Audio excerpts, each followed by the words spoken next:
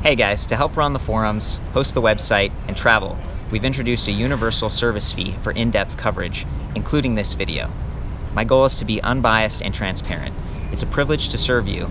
This is not an endorsement. Let's get into it. Hey guys, we've got a really exciting one here today. Hanging out with Jim Turner, founder of Optibike, and we're looking at the new R15C Carbon Fiber.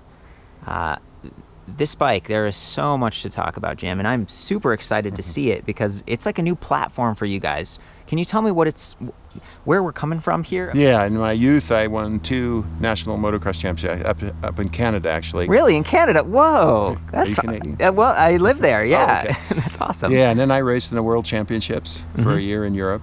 And after that, I went to Stanford, got a master's degree in mechanical engineering. Sweet. I also went to Stanford for a while. Yeah, I didn't graduate from there. I studied post. I went to CU, and yeah, I love Stanford. Yeah, it's a beautiful neat campus. Yeah, and it's actually there I started getting the idea for electric bikes. Okay. So when was this? What time period are we talking about? In the 80s, I was there. Okay. I was being born, Jim. Yeah. Sorry.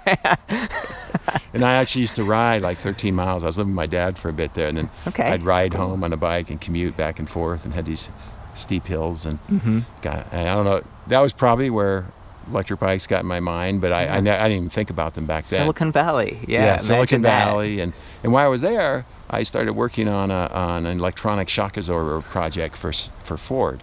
And so I graduated from Stanford. I was in the PhD program, but kind of left that and went to work at Ford on this electronic shock. Cool. And what's kind of funny then is I was actually going to work for Fox. Oh, like Fox, like these suspension. Yeah, for the suspension. I was going to design their electronic shocks, but I ended up going to Ford instead of doing Fox. Nice. And worked there for some period of time on those electronic shocks, and then actually moved back to California after that. Wow. Man, you've done so much, and it really shows when you look closely at these products.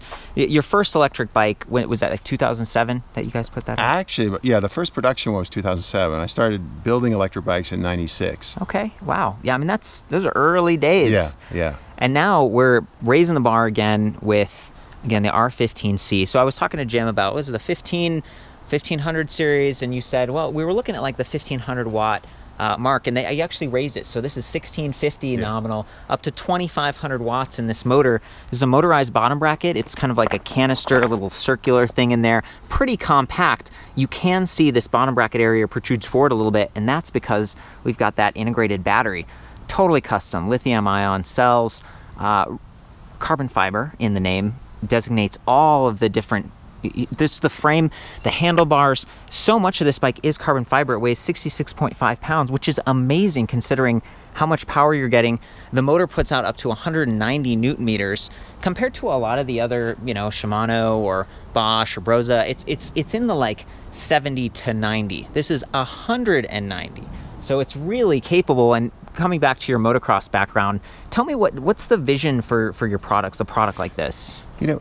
We're actually trying to kind of move into the dynamics of a motocross bike, but use the bicycle platform because you can ride it from your house. You can ride it easily in areas. You don't need all the gear or the protective gear. Yeah. It's a lot safer. Lighter. It's lighter. Yeah. So yeah, you don't, the potential for injury isn't there. But we wanted to get that excitement. And so we kept asking ourselves over the last 4 years as we were developing this, what kind of bike do we need to do that? Yeah. And this is the result of that. You starting to get the dynamics of a motocross bike, the high-speed stability. Yeah. And that's why we up the power, so you get the hill climbing ability. Yeah. So it's a bit like a downhill bike, but you can go up hills and you can go downhill even faster than a downhill bike can. As he's saying, it's sort of downhill spec. We have these Fox 36 factory. These are e-bike specific, 36 being the stanchion diameter here, and they've Kashima coating, so they're extra hard, 160 millimeters of travel. And then in the rear, we have a Fox, it's a spring suspension, 200 millimeters of travel. And when we were talking about stiffness a minute ago, you'll notice there's no pivot point at the rear end of this swing arm. It's right here. So there's sort of a, what did you say, like a floating pivot point? It's a virtual pivot point. Pivot point. The pivots are all up in front, so you can have a rigid swing arm. Because you mentioned the 190 Newton meters of torque. That really bends the frames, is what we found, in our 11 years of making bikes. This takes like a whole new class of frame. This bike is actually built to like 1.9 times the strength standard of for a typical bike, like a mountain bike. downhill bikes are typically 1.3. This is at 1.9. Okay. Because we needed that rigidity because we're going to some place where, you know, electric bike's never gone before. It's true. Very, very different. At the same time, you are speccing some, and just the highest end, the downhill type of components. So I like that this rear suspension, on the other side, it has adjustable compression and preload. Same thing down here. We've got rebound adjust and compression up there. And I said preload, but I think that's rebound as well back there. So there's some adjustability. One frame size, about 18.5, but relatively low standover height. And, you know, Jim, we were talking about trying to fit the battery and everything on the bike, keep that weight low, keep it centered. I think you did a good job. And I really like that you added this little, you know, you've kind of got, it reminds me of like cardboard or something, where there's these extra pass-throughs that give it strength, but then also kind of a handle. That's what he was saying. It can kind of lift it up. Tapered head tube. We've got 3 spacers, nice positioning on the handlebar, 31 1/8 diameter for this handlebar, so you could swap that out. Jim talked about being able to customize this for people, and I like seeing these ergon locking grips. Both of them half twist shifters, because there's our twist throttle, and then we've got the Rohloff speed hub, 14 gears. It's internally geared, one of the toughest ones around. So there it is, Rohloff speed hub. You can shift that thing at standstill. If the bike tips over or something, there's no derailleur. This is actually kind of a tensioner, spring loaded, so they can have through axle. Boost hub spacing, 148 millimeters in the rear, 12 millimeter through axle. And then in the front, we've got kind of the Maxell threaded design. 15 millimeters, 110 boost. So you keep hearing me say boost. That just means wider, and that gives it a sturdier bracing angle on those spokes for strength, so you can handle larger, beefier tires. What we've got here is the Schwalbe Smart SAM, 27.5 by 2.6. And these things, they've got the Addix rubber compound. It's the new rubber that they're marketing. It's supposed to be like durable, but also grippy. Performance, e-bike ready, 50 kilometers per hour. And then we've got this double defense, so some sort of puncture protection going on. They are tubeless ready, is that right? Yes, you can use tubeless. And we talked a little bit about customization a minute ago. Just before we start, we always have these conversations kind of reflecting, and we've reviewed stuff in the past, so I was excited about, you know, where you've gone with this. My whole deal is like, look at all the specs, be very detailed. And you were like, oh, we can change that. Oh, we change that for people. Oh, we spec this. Oh yeah, we can set it up tubeless if they want. I mean, it's pretty cool. Yeah, because when you call and order a bike from us, we're talking to you about the type of riding you do, any limitations you have, you know, how you want your riding position. Yeah. And then we're tuning the bike, like whether it be handlebars, stems, grips, saddles, pedals, all that stuff. We're changing our tires to fit your particular riding style. I like that. And coming back to what I see here, 42 tooth chainring, Surly right there. And then in the back, I think, what did you say, 20? 16 tooth. Oh, the 16. Okay, 16 tooth in the rear. It's geared so that you can keep up, and 14 gears, that's really great, but this bike does go pretty fast. So I kind of want to jump into this conversation. This is an expensive bike, $13,900, okay? But this is like the flagship model. You just released this new platform, and we were talking about how you can dial in both the power, maybe raising or lowering the top speed on this a little bit. What does it ship in terms of default, like power level, like speed? So this bike, the R15C, is the 1650 watt version. Yeah. And it'll go, you know, 28 miles an hour. We limit it if you're not pedaling. Okay. So throttle only goes 28 miles an hour. Got it. Okay, and then if you are pedaling, are you allowed, I mean, can go a little faster, like off-road? It'll go faster. You can get up to maybe 35 miles an hour. That's pretty intense. So back to the motorcycle heritage we're talking about. There are a lot of people that go to off-highway vehicle trails. Your friends live at a ranch that's like, it's private property, right? So you can go wherever you want. And there are a lot of great trails out there that don't have chairlifts. So even if you have a downhill bike, like you could hike it up all day and get one ride down, or you could take this and you can actually climb the mountain. I mean, it's pretty strong. Yeah, a lot of times you can climb almost as fast as you can come down. and then if you think about downhilling, is giving people that adrenaline rush, right? And that feeling, and you're going down and going over jumps. Yeah. But it's limited to doing it at a place that has chairlifts. That's, conducive. So the Optibike R15, you can now ride up those hills and ride down or go wherever you want. That's so awesome. You're free, you know. But you still have that speed, and you feel that dynamic feeling you do. Okay, so the reason, you know, I'm stumbling through this a little bit because to me it was like, well, I can't afford this bike personally. It's a pretty expensive bike, and a lot of people on YouTube and stuff, they're like, man, you could buy a car for that. And then what were you telling me? You're like, you could buy a Ferrari though. If you spend a little bit more, you get a high performance vehicle. So for us, this is like a new class of e-bikes, like we call super e-bikes. Like they have supercars, Lamborghinis, you know, and Ferraris, and they're millions of dollars. And that's what we're doing. We really just want to do excellence, and we want to show what can the e-bike be. And if you do that, you know, the price is going to be higher, just like, you know, some $3 million Ferrari. Yeah. It's just the nature of the beast, but we want to show what we can do. We want to, you know, create new markets. Okay. I like that. But then I said, you have anything for me, Jim? Do you have any? And you were like, well. Yeah.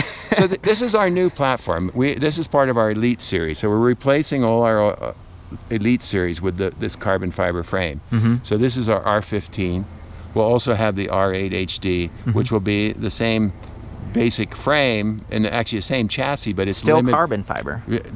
Actually it's the same bike, but have a different battery and be limited to 750 watts. So if you want a legal electric bike, which we could do class 1 or 2 or 3, that would be a bike for you. I see. And we're also going to have an R8 version, which will have not quite the high-end components of this. Still have Fox, but it won't have the Rohloff, you know, and that will be cheaper. And then And then we're also going to have an R5 version, which uses the kind of the motor off our all-road. All-road. Yeah, those are cool. And so that'll be a class 1 bike that's kind of in there with all the high bikes and that. So how much is it going to? What's the entry price point that you're targeting? So that's going to be about $7,000. Okay, yeah, that's more reasonable. Yeah, so that's what those bikes are costing.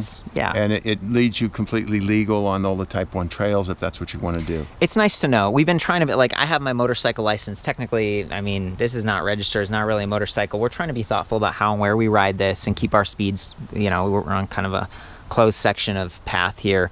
We'll do a little ride later. But I just wanted to call that out because this is something special. It can do things that a lot of other, probably almost all other electric bikes can't in terms of off-road performance. The handling, it is super stiff. I do these tests all the time where I like get on a bike and I shake it and I see if the back like wobbles, and this does it. It's super, super stiff. Yeah. I mean, it's impressive, and that's necessary for certain types of trail and stuff. You are paying more, but it's a super bike. Yeah. Thank you for going through that with me. I just want to, you know, address people. You know, that comes up a lot. So I feel like we've talked about the frame, we talked about the boost hub spacing, the suspension, really good stuff. Fox actually makes the dropper as well, 125 millimeters of drop. This is not the stock saddle, but again, they can kind of customize things for you a little bit. I really do like that dropper, and then the position, sort of the angle of that seat post, because it does come back and it extends the reach a little bit. So depending on your height and your length of your body, this bike can actually still feel pretty comfortable even though it's just being produced in this one size, which is kind of a medium, 18.5. I measure that from a seat post collar right there down to the middle of the bottom bracket spindle. You were talking a little bit about standover. What was this, like 28.5-ish? 28.5, and that was something we really worked towards because a lot of our customers want a lower standover. They feel more comfortable if you're on uneven trail. Yeah. And as we've talked about, the frame is like completely full of battery, so we can't really make a smaller frame. And so we wanted, you know, a kind of one-all because the standover is low, so a lot of people have difficulty getting off and on bikes. So that lets them ride this bike and still have like a full-size, full-performance bike. Wonderful. I want to do a little bit more in-depth with the battery. I think we're going to take it back and take it off the frame. It's really unique how this thing works, but yeah, that's the battery, like right here. And I love that there's an on-off switch so you can completely disable it, as well as the charging port right there. You don't have to take it off to charge, but you can. You can reduce the weight of this bike by about 14.5 pounds just by taking that battery off. So depending on the type of car rack you have, maybe you're carrying multiple bikes. So let's do that. Let's head back. Okay. So we're back at the house, and I thought this would be a neat opportunity to show the battery off the bike. Again, this thing is 52 volts, 29.5 amp hours for over 1.5 kilowatts of capacity. That's enormous. That's way, way more. That's like 3 times more than the average e-bike. And you told me that there's like an upgrade option too, maybe in the future? Yeah, we wanted to build this bike as a platform, you know, for future growth. And what we found is you can never have too big a battery. The problem is, can you fit it in the bike in a good weight handling position and not get too fat or obstructive where you can't ride the bike anymore. Sure. So that was really important in this frame design. Let's check that out, because what you're talking about, I saw that. It's like it's thicker up here, and then it tapers down. Yeah, this was really important. We want to have sleek, good lines. This whole frame is carbon fiber, which allows us to do very nice molding and great lines with it, and still maintain the structural integrity and get really good structure, because with carbon, you can put the material where you need it, unlike an aluminum frame, which you have kind of consistent wall thicknesses, so you don't get the optimization of strength and weight. And the frame design is very unique. We went through a lot of iterations on frame designs, but this frame, the battery goes in from the side. So in the future, we'll have an option where you have a double battery. So rather than 1.5 kilowatt hours, we're going to 3 kilowatt hours. Oh my gosh. And this battery's only a little bit wider, and you still have a sleek design. You can ride it, you're not hitting the battery, and the battery weight is low, and the center of handling is still really great. It was excellent. When we weighed it, we weighed the bike from right here in this triangle, and it balanced really well. I haven't had an issue. You know, you were talking about keeping it narrower here so you're not bonking your knees. I have experienced that, especially on like folding fat bikes where there's a big joint, and you're just like, yeah, you guys accomplished something, but maybe that's not the right place to put that material. Now you can see this has got a huge link here. The link is very wide. We're kind of borrowing from motocross technology. The wider the link is, the stronger the rigidity is, and the longer the bearings last. And while we're back here, it's nice to get a close-up of these 203 millimeter rotors. You were talking about how they're quad piston, and then the levers, just, yeah, I mean, adjustable cam right there. Yeah, so this cam adjusts the intensity of which the brake's engaged. So sometimes when you're off-road, you want your rear brake to really engage quick so you could slide through the turn. You don't want your front to lock up, so you can easily adjust that. When you're on the road, you might want them a little softer. So they're really amazing. They give very progressive feel, and you can adjust it to your riding style. This is special for me. I don't always see this kind of high-end componentry, and you do have the adjustable reach as well. So I suppose if you're wearing gloves or not or whatever, you can easily bring those in. If you're a smaller person, you know, or a woman, you want a smaller reach, different hand sizes, and you can customize it. While we're on the topic, I want to point out the internally routed cables. I really like this. Even the seat post dropper, which is from Fox, the cable's external right here, but then it goes right into the frame, so it's super clean. It's going to probably be a little bit more durable that way. You're not snagging it on your pants or anything. I asked why it's external here versus being internal, because occasionally with these dropper posts, we're adjusting them or raising the seat post up and down, and they disconnect, and then people are trying to like get the piece to reconnect. So this one, I feel like you can actually raise and lower the base of the seat post without having that issue as much. Right, that was important, you know, for different riders, so you can actually adjust that up and down. And we also didn't want it, if we go through here, to hit the swing arm in the linkage units. And you were talking about serviceability earlier, because you do ship globally. Like these go all over. We have them in 32 countries. Wow, that's awesome. And then Denver, you have kind of a little, I don't know if that would be flagship type of store, the best electric bikes. They've got a bunch of your bike in kind of a little museum going in a video. One of our first bikes down there. Because you're local, we're in Boulder, and this is where you guys started. Yeah, and we still assemble and build everything here. You know, we source parts from all over the world, depending on where the technology is or where the things are made, to get the best parts there are. Well, a lot of these parts, it's like, I don't know where Fox manufactures, but they're one of the leaders. Okay, so back to just staying on topic here with the battery and stuff. It's neat to see it off the bike. Will you flip it over so we can see the plug? Yeah, oh yeah, there's where it plugs in on the bike itself. You can see the plug hanging down, and then this is where you would charge it, and there's an 8-amp charger. I don't have it with us, guys, sorry about that, but it weighs about 3 pounds. It's a little bit bigger because it's going to be able to fill this battery a bit faster. A lot of other e-bike battery chargers are just 2 or 4 amps, so it's nice, especially with so much capacity. And then check this out, there's this little on-off toggle switch. Is this a safety thing or something? So it's like, hey, if you're not using the bike for a long time, you turn it off. Exactly, and if you want to take the battery out, you can turn it off, and then for long-term storage, you can turn it off so there's no losses. Oh, like the phantom power draw kind of thing? Yeah. That's awesome. Yeah. And this, I was like, oh, is this plastic? And you were like, oh, it's carbon fiber. This is full carbon fiber. So this is, I think, the first electric bike made where everything, the swing arm, the frame, the battery case is all carbon fiber. Do you want to show me how it looks going in? So it's really easy to put in. You just put it in the frame, and you normally would hook up the wire. And then just slide it on in. Look at that. Wow, so smooth. There's 3 bolts. Oh, and the power switch. I'm sorry, Jim. I'm realizing the power switch is accessible. Yes. On the bike. On outside, so you can turn it off. Okay. And then these bolts, like M6, you were saying? Yeah, M6. So there's 3 bolts. They just go in these 3 places here.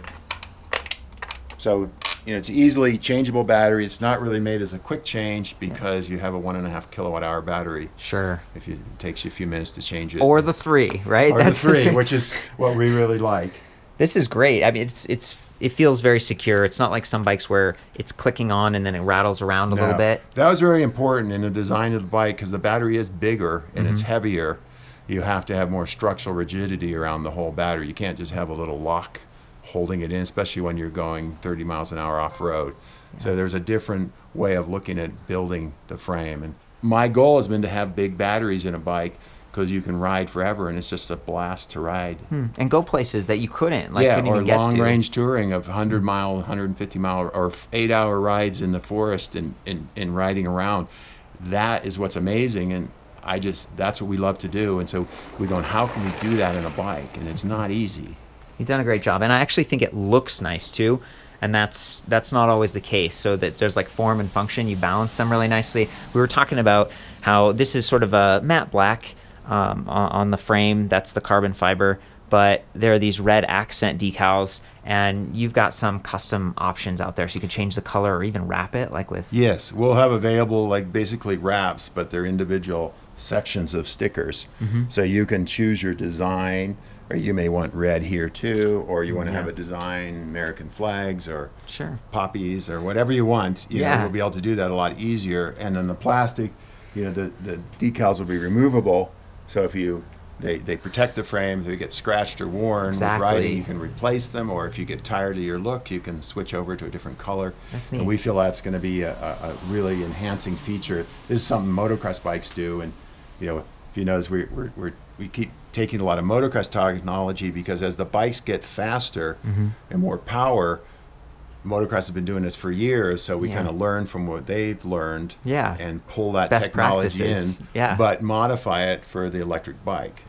Well, I love, it's just neat. It's very unique. You guys offer something special. I want to call out, so my job is to review this stuff, right? So I'm going to call out some cons. Whenever you have a decal, it is possible for them to get a little, this is actually in great shape, but there's a little, kind of edge gets pulled up a little bit. Minor complaint, right here, as Jim was saying, it does protect it, and that's really nice. Carbon fiber is super tough these days and really durable, reliable. The battery, it's not going to rattle, and it's really secure on there. That's nice. But if you park this outside a coffee shop and someone even knew, and let's say they'd have to have the same bike. I don't know why they would do this, but it doesn't have a lock. This doesn't have a locking cylinder the way a lot of other electric bikes do that I review. You could put a U-lock through and then people wouldn't be able to get it off. I think it's solvable, but I want to be completely fair because this is kind of a show and tell day here. I mean, we're really looking at it. There are trade-offs, including the price on this bike. It's a little bit more prohibitive because the technology is so custom, and I think that's been the case for you guys for a long time, and you describe your products as excellent. You really set the bar early on with something that was totally unique, and here we are again raising that bar. And you told me, not to, the other bikes are great, but you said you took out those and this one and you were just blown away, the performance. We took out our old Elite series the other day. We were doing some video and we were riding this in the old one and we were switching off, and we were just amazed how much easier this is to ride, the confidence, the wheel traction on the trails. We just felt, it's so easy, and so you're going faster and you don't even feel it. The overall confidence inspiring. It was amazed us. It just works so phenomenal. And it's not just for me, it's specs, right? It's wow, it's Fox fork and this custom lithium ion battery, awesome. Fox in the rear, we've got these nice SRAM guide hydraulic disc brakes. You can hit all the specs, but if you putting them together the right way elevates the whole thing. Yeah, and it's not just the specs, because what we call is the massaging of it. So we ride the bikes, we do the development. So when we go out on a ride, we often come back and change the software and go, we need a little more torque. The controller software, you said you we developed that. It's all our tuning, because that's really important when you have a battery and you match that and you say, we need to tweak that a little. Or we come back in and say we need to change the fork springs and change this and change that, and that just keeps making a perfect piece of artwork. Is what it's not just a rough coarse thing. Over time we're whittling away till that's the refined beautiful piece of art, and it's like, you know, art and technology together. Yeah. And we always try, you know, it's not just that it works and it, you know, it looks great too, and it feels great. Okay guys, so I'm getting ready to go to the display, but I want to call out that this bike can be pedaled without turning the motor on, and it's zero resistance. So this is, it's a nice setup, and it's a standard bolt pattern here, so you could change that chainring sizing if you wanted to. And again, the range on the Rohloff is pretty great. You know, when I'm thinking about how you ride a bike, especially a bit of a heavier bike like this, it's nice that you have so many options, and the display and everything set up a little bit differently here than some of the other bikes. Still fairly reachable. If I go over here, there's a little power button at the bottom of that ring, comes to life very quickly, and then you just have these two buttons. It's like up or down, and that raises or lowers your motor power level. I realize it says pass, and that stands for pedal assist. This particular model doesn't have pedal assist.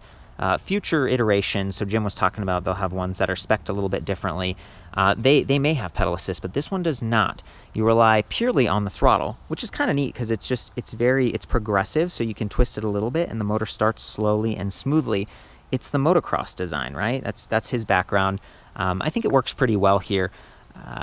On the left-hand side, we have a half grip shifter for the Rohloff hub, and you can change those gears at standstill. Maybe you can hear it.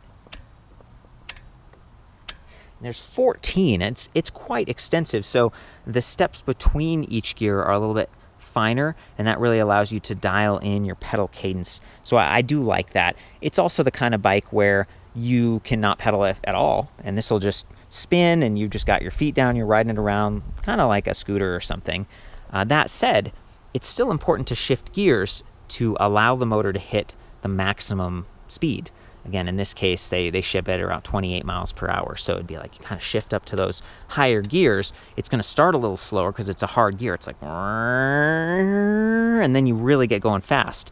If I was down here in, you know, 1, 2, or 3, it's going to get a ton of power right off the line, but you can't hit those maximum speeds because there is a limited motor RPM output. Okay, hopefully this isn't too complex for you. What I'm trying to say is you want to get the highest speed possible, you need to be in a higher gear. But it's a powerful motor, so unlike some other e-bikes that struggle with those hard gears, this one does pretty well. So I'm in pedal assist level 1. Again, throttle is only option on this bike, so it's really power level 1. Go all the way up to 5. Each power level does limit how much power the motor puts out. So you're really working with up and down over here, and then shifting up and down to get those different speeds. The top of the display, you see energy bar. That's actually like a battery capacity indicator. And even though it has 15 little ticks, they fill in 5 chunk portions. Okay, so it's 20% increments there. It'd be nice if those were a little bit finer. You don't want to be out there and run out of battery completely, but again, because this pedals in a frictionless way, it's not going to be too much of a drag, and hopefully you climbed a big hill and you just coast down if that's in that case. Speed, it's in miles per hour right now. Pedal assist, we're in level 5, and again, that's power level, not pedal assist. Manual, I don't know what that means. It just says manual. I kind of messed around with it, couldn't figure it out. If we tap the power button down here a couple times, we'll go from odometer to trip A, and we'll notice it went from speed to average speed. Press it again, trip B, now it's average speed, and then max speed back to odometer. So it just kind of cycles through. If you hold the up arrow for a couple seconds, you'll see a little light icon, and then these headlights come on. These are pretty intense. Each one of them is a 500 lumen output, so combined that's like 1,000 lumens, and it is somewhat adjustable. One of the things I complained about on some of the older Optibikes is that there was a display panel built in. It was like a custom display. It didn't have quite as many options as this, and you'll see how this actually swivels to reduce glare. It's not removable, but it does reduce glare by kind of pivoting it. It's also closer to you, pretty well protected. Their old one had some switches and some dials and stuff, and if you aim the lights down or up, and it wasn't as adjustable. So I kind of like that they've separated it and brought it back, but this is one of their other custom parts that really sets them apart, kind of iconic for the Optibike line. If we come back here, there is that down button that says walk, which would be walk mode, but it's not functional here. It doesn't seem to work. If you hold up and down simultaneously, now it goes to kind of a settings menu. So we can click through 28 inches, so that's tire size, and we can change from kilometers to miles, so units. So that's kind of nice. And then we'll just get out of this by maybe holding up and down again for a couple seconds. Nope, looks like we hold the power button for a couple seconds. There we go. So that's it. Those are all the different options. Didn't see like a USB charging port on this bike. I looked around for just other options like ability to add fenders and accessories like that, and we do have some extra bolts. I asked Jim about that, and Jim said, well, tell me about fenders. What's the deal? So in the future, we'll have two types of fenders. We'll have one road set of fenders that is tight to the tires, so for people that want to ride the roads a lot. And then we'll have more of a kind of motocross style fenders that bolt onto that seat and will be high up on the front fork. So if you're riding off-road and it's muddy conditions, you want the higher fenders so they don't clog up. It's a neat option, and it's something that was like designed right into your older frames. Yes. Kind of that. What were those made out of, Jim? Those old ones were ABS plastic. Plastic. Okay. Well, cool. What's the housing made out of for the kind of the lights? That's an injection molded ABS. ABS. Sweet. Wow.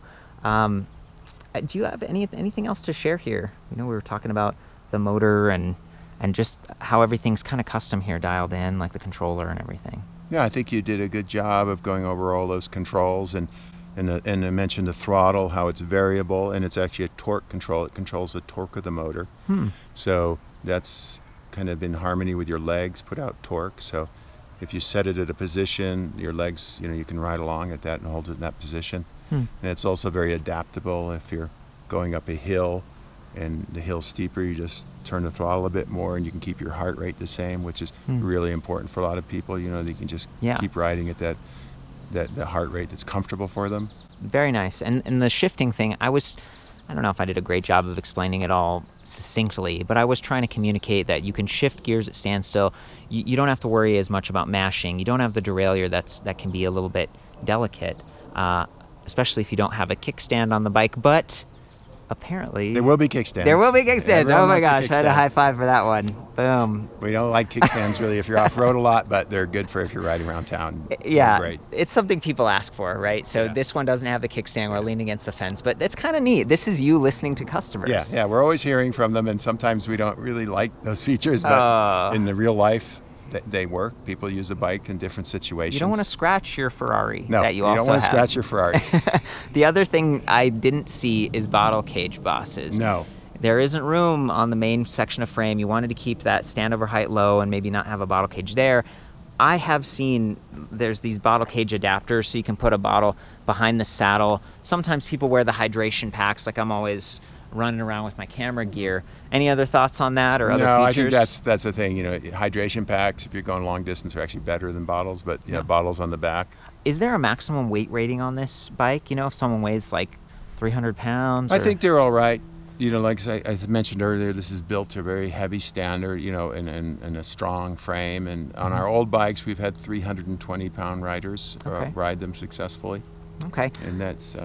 Well, one of the things I see fail sometimes is spokes. They'll start to get loose. These are 14 gauge, 32 hole. Yeah. Okay, so they're nicer. These are DT Swiss Rams XM520. They're a little bit wider. I'm trying to remember the width here. It looks like 35 millimeter maybe. So yeah, there's that, guys. I'll have all the specs back at the site like normal. I did like the pedal choice there. Those are 50/50 from what company?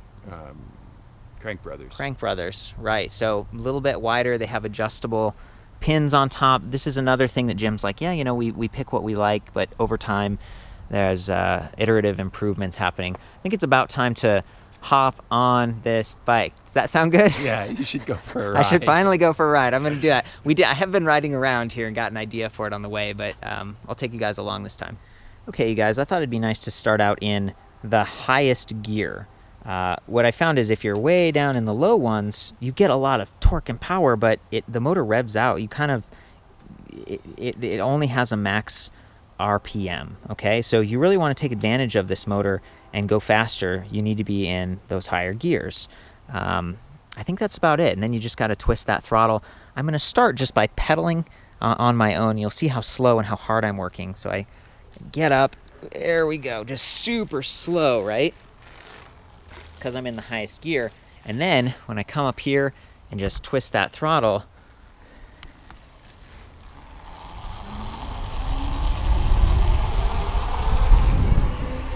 really zips up to speed. And then this is kind of the sweet spot, you know. I'm at 18, 19 miles per hour. I don't want to go too fast, you know, because technically we're just on a bike trail here. That's for speed. Now, if I wanted to get just extreme climbing power, I could take it down. You really don't even need to go down to the lowest gears, but I'm going to try to demonstrate that for you now. So I'm in a low gear, and when I do this, whoa. I mean, that thing is powerful, but it's only taken us about 10 miles per hour because it reached its max RPM.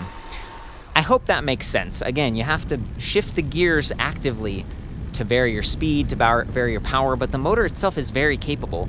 It does make noise. I mean, you could hear that, right? Like, it's definitely making some, definitely giving us some feedback. It's a geared mid motor. It's one that they designed custom. Oh boy. And I'm assuming it's pretty durable. They have a 1-year comprehensive warranty and then 2 years on the battery. And these guys, you know, they design everything themselves. They've been in business for a lot longer than a lot of other e-bike companies that I review. And yeah, there's just like a customer support, even though this is a direct order kind of thing. They ship it to you unless you're near Denver. They know their stuff. Like, you'll probably talk to Jim, and that's sort of reassuring for me, at least. So, you know, here we are, we're in a park on the grass. This thing has no problem. I'm gonna do the thing where I'm shifting at standstill, take it up to, like, you know, 5. This is gonna give us a good combination of power and speed. I'm just gonna start off from 0, very nice. It just trucks. Oh boy. Can't really do this bike justice in a park, but it feels comfortable. It's that full suspension, longer travel, really plush, especially when you're not hitting any big bumps.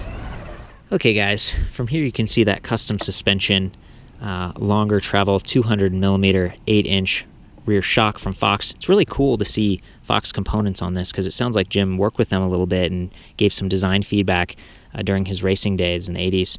You're connected to that Fox dropper post, 16-tooth cog in the rear, 42-tooth chainring up front, again adjustable, custom CNC'd 70-75 aluminum alloy crank arms. They said they're like, I think 165 millimeters right now to reduce trail strikes and stuff, but they might even go 160. It's back to just all the custom work that they do and adjustability. I like that this bike uses a lot of standard bicycle parts, so you can upgrade it, but the parts that you can't upgrade, it's like the frame, and you know, that's all done custom, and it's just so smooth and works really well.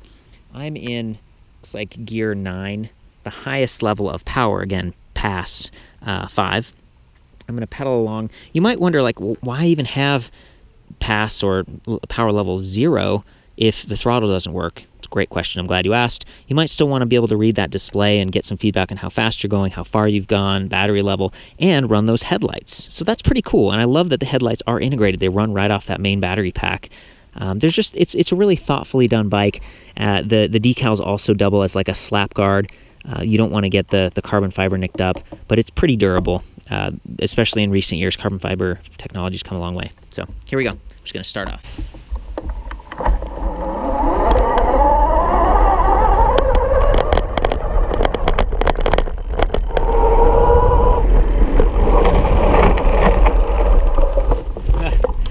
Excellent braking. Looks like we got knocked out of position here a little bit, but definitely want those powerful brakes. 203 millimeter rotors just give you that mechanical advantage, especially for 27.5 inch wheel diameter, which is kind of the sweet spot of lower attack angle, higher air volume. It's like a 29er, but then a little bit fatter for some shock absorption and traction. I really like the tires. You know, Schwalbe does a great job. So I'm going to race around again, and this time I'm on the street at first.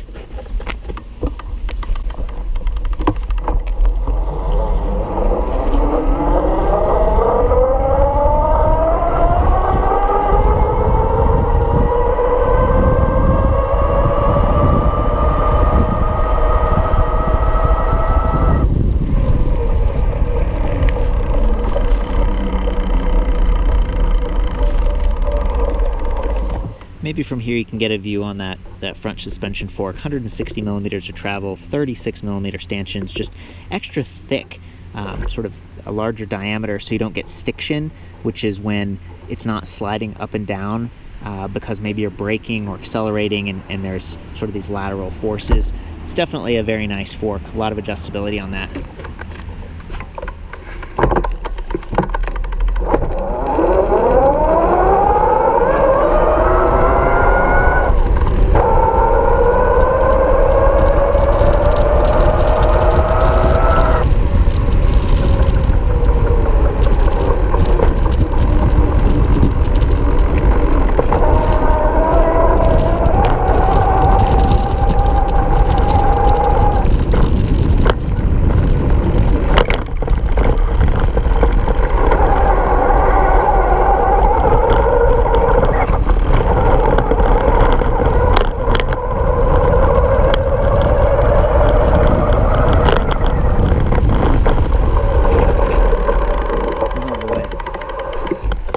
Wanted to get another couple shots of shifting gears.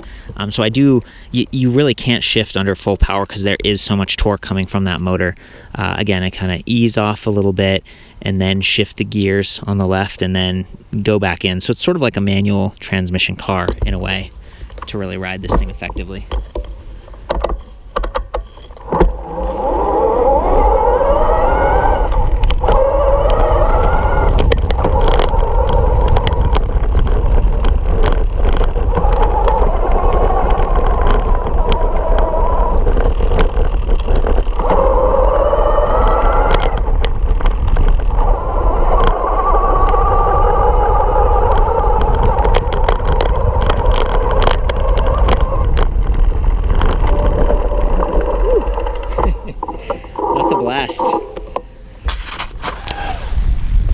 Feeling pretty stable too. Now I'm gonna switch those gears again, take it up to like 9. This is, now I'm feeling it, like really fast. I'm not even twisting the whole way.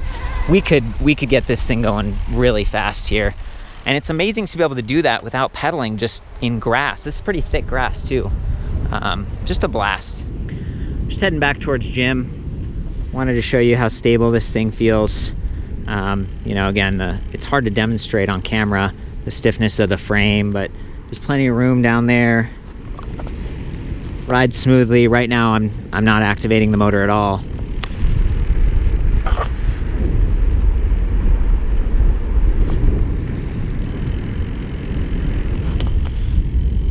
There he is, checking his smartphone.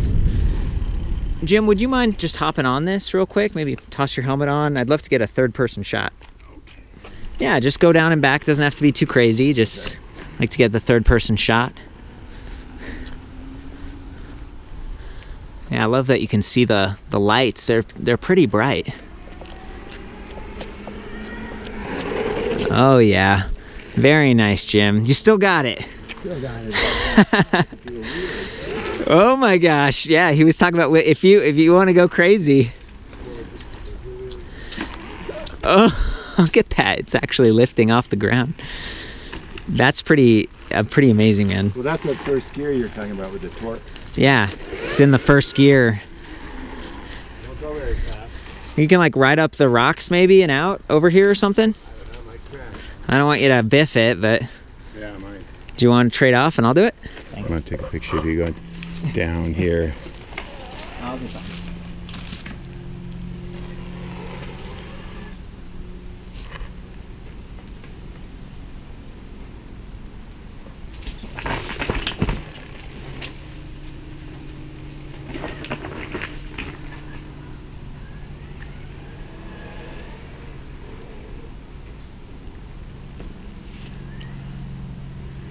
Sweet. Thank you very much. Well guys, I think that's about it. Sort of a special review. Always nice to get behind the scenes. I realize maybe it's a little bit more promotional. I tried to call out some of the trade-offs, one of them being like this bike's technically illegal if you are riding at that higher speed, and unless you're in like an off-road type of environment.